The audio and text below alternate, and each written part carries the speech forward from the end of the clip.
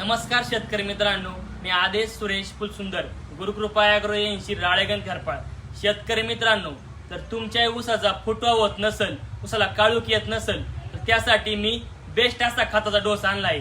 ते म्हणजे आपल्याला 1 एकरासाठी अमोनियम सल्फेट टाकायचे आहे, ज्यामध्ये नायट्रोजन पण आहे आणि सल्फर पण आहे.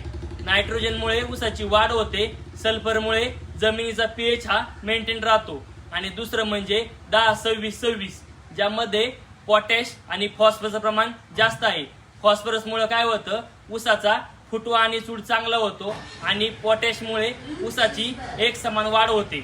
आणि तिसरं म्हणजे मायक्रोन्यूट्रिएंट, ज्यामध्ये अन्नद्रव्य असतात, कॅल्शियम, मॅग्नेशियम, बोरॉन, झिंक, ज्यामुळे उसाची वाढ चांगली होते आहे. त्यामुळे आपल्याला 1 एकरासाठी अमोनियम सल्फेटची 1 बॅग टाकायची आहे आणि 10-26-26ची 2 बॅग टाकायची आहे आणि मायक्रोन्यूट्रिएंटची 1 बॅग टाकायची आहे.